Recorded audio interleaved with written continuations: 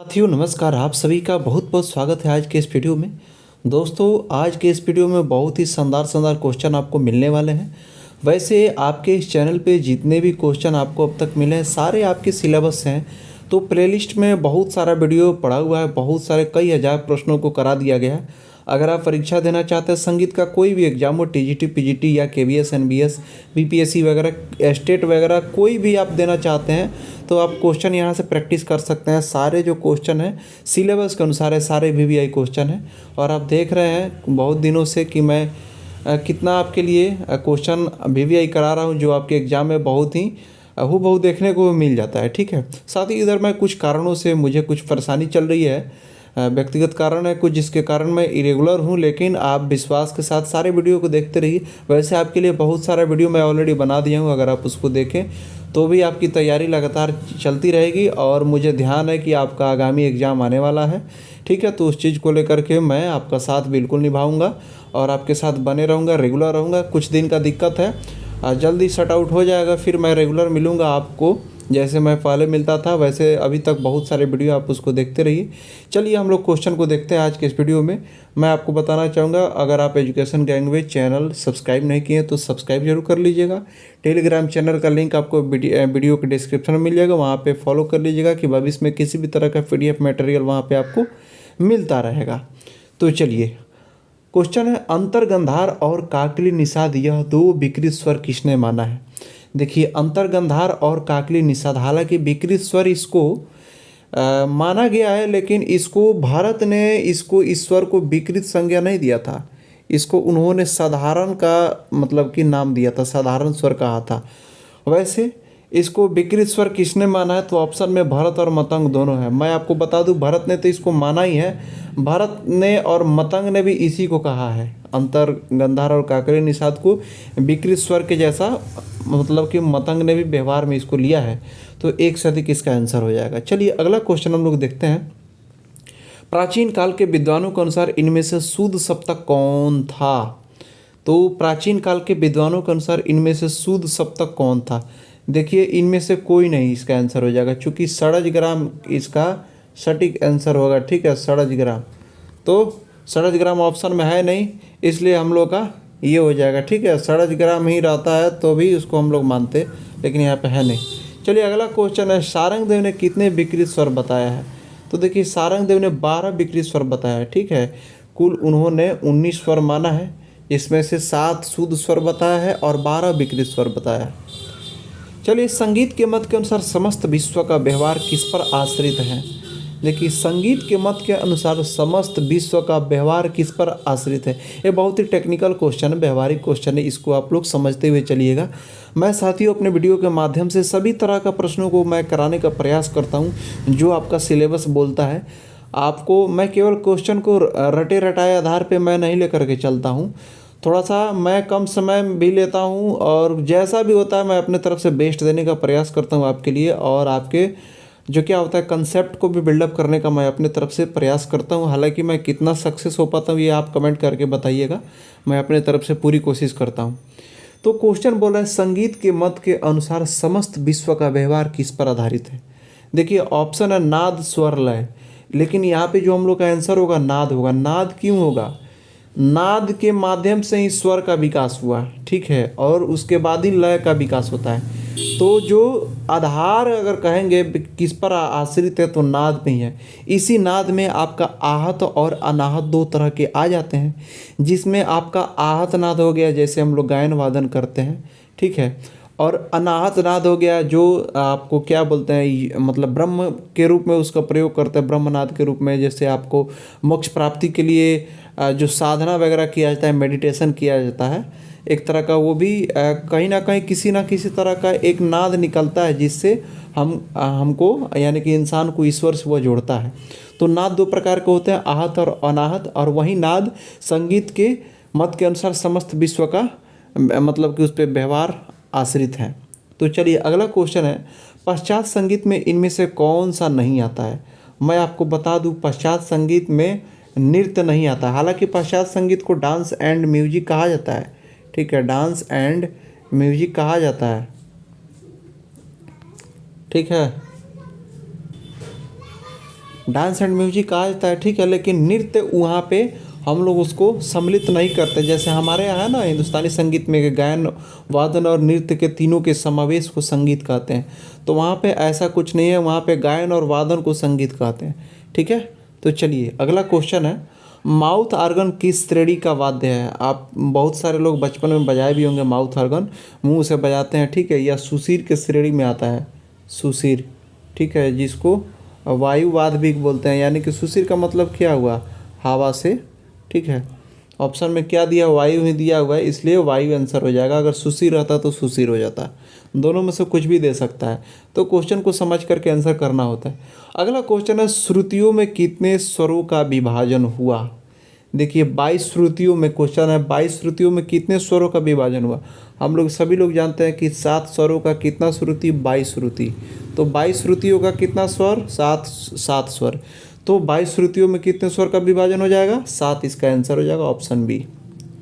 चलिए अगला क्वेश्चन है, आधुनिक विद्वानों के अनुसार बिलावल के स्वर कैसे प्राप्त होते हैं? आधुनिक विद्वानों के अनुसार, देखिए आधुनिक विद्वान का यहाँ पे आप एक चीज़ पकड़ी, जब आधुनिक विद्वान बोल दिया तो प्रथम श्रुति पर स्वर स्थापना यहाँ पे सटीक आपको दिख रहा है। जब आधुनिक विद्वान का आधुनिक विद्वान क्या कहते थे कि स्वरों का जो स्थापना होगा प्रथम श्रुति पर होगा, और जब प्रथम श्रुति पर स्वर का स्थापना किया गया ना, तो उस समय से ये क्या हुआ, बिलावल स्वर प्राप्त हो गया था, ठीक है।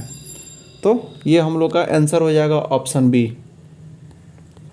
भारत के अनुसार कितने रस संगीत से जोड़े गए? तो 8 रस जोड़े गए थे, ठीक है, 8 आंसर हो जाएगा। अगला क्वेश्चन है, झप ताल की कुआड़ लय में 2 मात्रा घटाने पर कितनी मात्रा होगी? इसको मैं थोड़ा सा आपको समझा देता हूँ, चूँकि अगर ऐसे ये थोड़ा सा मैथमेटिकल क्वेश्चन है, ऐसे समझ में नहीं आएगा। हालांकि इस तरह का क्वेश्चन मैं बहुत बार करा दिया, इसलिए मैं बोलता हूँ कि आप कोई भी वीडियो ना छोड़िए, प्रत्येक वीडियो में मैं अपने तरफ से कोशिश करता हूँ कि आपके लिए कुछ बेस्ट दिया जाए। वैसे सारे वीडियो आपके सिलेबस से हैं, तो आप प्रत्येक वीडियो को देखिए, चूँकि एग्जाम में कौन सा क्वेश्चन आपको सफलता दिला देगा आपको ना पता है ना हमको पता है। आइए इस क्वेश्चन को समझते हैं। झप ताल 10 मात्रा का होता है, ठीक है, और कुआड़ लय में 2 मात्रा, तो सबसे पहले कुआड़ लय 5/4 हो जाएगा इसका मान, ठीक है। अब इसको जब हम लोग डिवाइड करेंगे तो ये ऊपर चला जाएगा, तो 10 चौका 40 और 5 से भाग होगा तो ये 8 प्राप्त होगा, और क्वेश्चन बोल रहा है 2 मात्रा उसमें से घटाने के लिए, ठीक है। तो यहाँ पे हम लोग का जो आंसर प्राप्त होगा 6 मात्रा हो जाएगा, 6 आंसर हो जाएगा। चलिए अगला क्वेश्चन है, नाद की कितने जाति माने जाते हैं? तो नाद की कितने जाति हैं? 5 जाति हैं। नाद के प्रकार हैं 2, आहत और अनाहत। नाद के लक्षण है 3, ठीक है, लेकिन नाद की जाति 5 हो जाएंगे। कन्फ्यूजन नहीं पालना है क्वेश्चन और ऑप्शन को देख करके। अगला क्वेश्चन है, कुतुब शब्द का सर्वप्रथम उल्लेख किस ग्रंथ में हुआ? तो इसका आंसर नाट्यशास्त्र हो जाएगा, ठीक है। कुतुब क्या है, सारी चीज़ें मैं समझा चुका हूँ।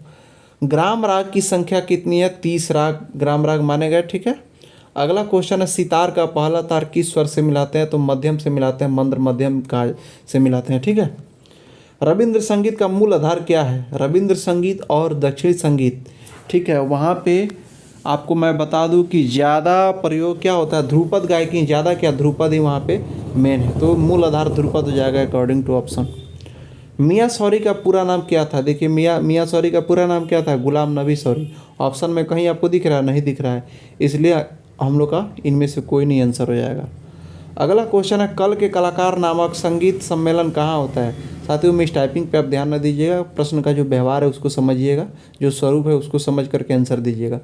तो कल के कलाकार नामक संगीत सम्मेलन कहाँ होता था? तो मुंबई में होता था, ठीक है, मुंबई में इसका आंसर हो जाएगा मुंबई, ठीक, मुंबई आंसर हो जाएगा हम लोग का।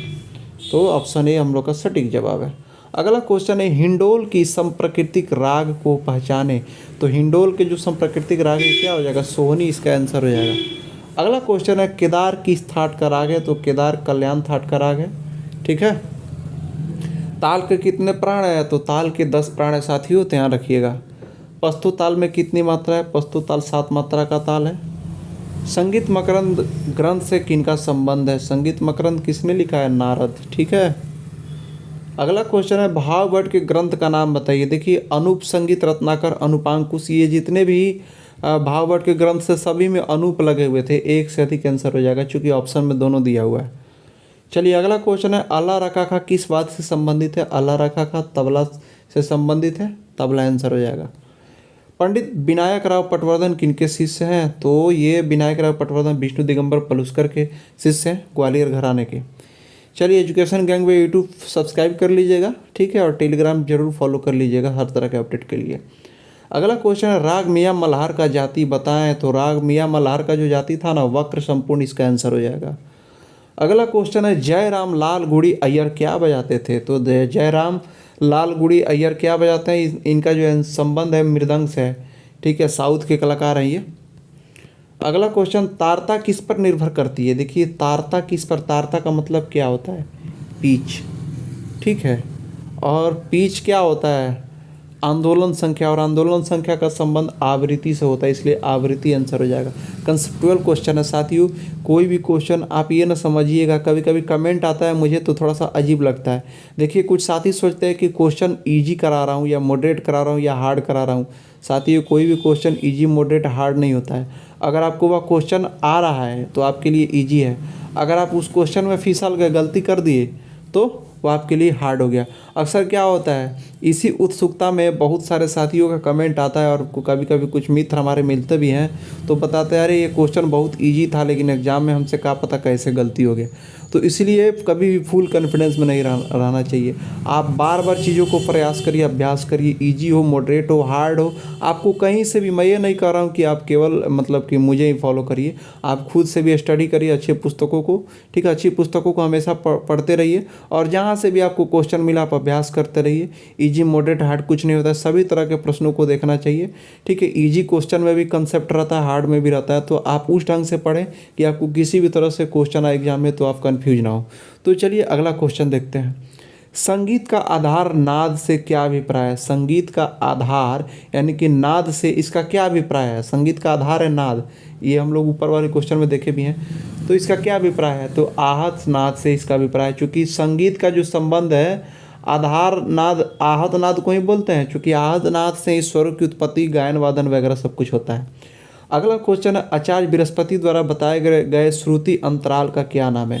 देखिए, लीमा लघु कोमा जो ऑप्शन ए में देख रहे हैं, पंडित रविशंकर ने इसको बताया था। क ख ग घ जो है ना, ये आचार्य बृहस्पति के द्वारा बताया गया है। भरत ने सरना के लिए कितने बीड़ा का प्रयोग किया? 2 बीड़ा का, चल और अचल, जिसको ध्रुव और अध्रुव भी कहा गया था। पंचम की आंदोलन संख्या कितनी है? पंचम की आंदोलन संख्या 360 होता है, चूँकि 240 सा का, 270 रे का, ठीक है, 300 आपका ग का, 320 हो जाएगा आपका म का, 360 आपका पंचम का हो जाएगा। चलिए, चतुष्टयी सरना में भरत ने कितनी बार सरना किया था? 4 बार किया था। चतुष्टयी लिखा ही है, 4 बार किया था, 4 आंसर हो जाएगा। चलिए अगला क्वेश्चन है, यहाँ पे ऑप्शन सी इसका आंसर हो जाएगा 4। अगला क्वेश्चन देखते हैं, षडज ग्राम में पंचम किस श्रुति पर होता है? यानी कि षडज ग्राम में पंचम किस श्रुति पे होता है? तो 17वीं श्रुति पे इसका आंसर हो जाएगा। अगला क्वेश्चन, निम्नलिखित में 66 श्रुतियाँ किसने मानी? तो इसका आंसर हो जाएगा कोहल, ठीक है। ऑप्शन में जो जिस तरह से है उस तरह से आंसर हम लोग का होता है। चलिए, दक्षिण संगीत में कुल कितने स्वर प्रयोग होते हैं? देखिए, कुल स्वर बोल रहा है, आप ध्यान न दीजिएगा कि 7 स्वर होता है, यहाँ पे कुल स्वर जब आ जाए ना तो 12 स्वर प्रयोग करेंगे, चूँकि 5 विकृत स्वर होते हैं। तो दक्षिण संगीत में भी कुल 12 स्वर प्रयोग होते हैं, हिंदुस्तानी संगीत की तरह। चलिए, निम्नलिखित में किस नृत्य को केवल पुरुषों के लिए जाना जाता है? मैं आपको बता दूं, जैसे भरतनाट्यम केवल स्त्रियों के लिए जाना जाता है ना, तो कथकली जो है वह केवल पुरुषों के लिए जाना जाता है। अगला क्वेश्चन है, झवेरी बहनें किस नृत्य से संबंधित है? तो इसका आंसर हो जाएगा मणिपुरी, ठीक है। झवेरी बहनें कितनी थी, कितनी बहनें ये थी, उनकी संख्या कितनी थी, आप कमेंट करके जरूर बताइएगा। दक्षिण संगीत में गायन के किस शैली को विशेष महत्व दिया जाता है? इसका आंसर भी ध्रुपद हो जाएगा, ठीक है, ध्रुपद को विशेष महत्व दिया जाता है वहाँ पे। वेंकटमुखी ने शुद्ध मध्यम से कितने मेल माने? बहुत ही कंसेप्चुअल क्वेश्चन है। सभी लोग जानते हैं कि वेंकटमुखी ने 72 मेल माने हैं, लेकिन ये भी जान जाइए कि इन्होंने 2 पार्ट में इसको माना था। 36 माना था तीव्र मध्यम से, यानी कि तीव्र म से, और 36 माना था आपका शुद्ध म से। तो क्वेश्चन पूछ रहा है वेंकटमुखी ने शुद्ध मध्यम से कितना माना? तो शुद्ध मध्यम से भी 36 माना, तीव्र मध्यम से भी 36 माना, लेकिन हम लोग ऑप्शन में 36 दिखाई नहीं दे रहा है, इसलिए आंसर हो जाएगा इनमें से कोई नहीं। अगला क्वेश्चन हम लोग देख लेते हैं, इनमें से चल स्वर को पहचाने। देखिए, चल स्वर क्या होता है और अचल स्वर, जैसे सभी लोग जानते हैं सा और प 2 अचल स्वर है ना, तो इसको छोड़ करके बाकी सब तो चल स्वर ही हैं। तो ग और ध ये चल स्वर हैं, दो ऑप्शन में दिया हुआ है, इसलिए यहाँ पे आंसर जो होगा 1 से अधिक हो जाएगा। साथियों, आज का प्रश्न कैसा रहा आप कमेंट करके ज़रूर बताइएगा। थोड़ा सा मैं इधर कुछ कारण है निजी जिसके कारण मैं इरेगुलर हूँ, लेकिन मुझे ध्यान में है कि आपका एग्ज़ाम आने वाला है। हालाँकि बीपीएससी का एग्ज़ाम मैं बोलूँ तो अभी थोड़ा सा समय है, डिले है। मुझे नहीं लगता है कि आपको कितना भी जल्दी करेगा तो दिसंबर के पहले करे। ठीक है, मैं नवंबर ही मान करके चल रहा हूँ। आप टेंशन फ्री रहिएगा। बहुत सारे प्रश्नों को मैं ऑलरेडी करा दिया हूँ, ऐसा नहीं है कि मैं पीछे हूँ। आपके लिए कंटेंट मैं बहुत सारा दे चुका हूँ। ठीक है, तो मैं थोड़ा सा कुछ दिन का दिक्कत है, कुछ परेशानी है, कुछ पर्सनल। ठीक है, तो रेगुलर हो जाऊंगा। हालांकि बीच बीच में मैं आ ही रहा हूँ, जैसा ही समय मुझे मिल रहा है। थोड़ा सा भी समय मिल रहा है आपके लिए। थोड़ा सा क्या होता है, समय लगता है प्रश्नों को टाइपिंग करना, फिर सिलेबस से निकालना, तो लेकिन मैं बीच बीच में आ ही रहा हूँ। बहुत जल्द रेगुलर हो जाऊँगा। आपको सारे प्रश्नों का अभ्यास कराया जाएगा। वीडियो कैसा लगा कमेंट करके ज़रूर बताइएगा, और साथियों में शेयर करिए अगर आपको अच्छा लग रहा हो, ताकि मेरे मेहनत का प्रोत्साहन मिल सके। तो चलिए मिलते हैं नेक्स्ट वीडियो में साथियों। और हाँ, मैं आपको बता दूँ कि कुछ दोस्तों का कमेंट आ रहा है कट ऑफ को लेकर के, तो कट ऑफ मैं ऑलरेडी बताया हूँ, और कट ऑफ कोई भी गेस करके ही बता सकता है। जो रियल कट ऑफ है उस घट बढ़ सकता है। मैं हमेशा बोलता हूँ पैनिक नहीं होना है। तो क्या आता है बाकी इंतज़ार करिए। चलिए मिलते हैं नेक्स्ट वीडियो में, तब तक के लिए आपका बहुत बहुत शुक्रिया।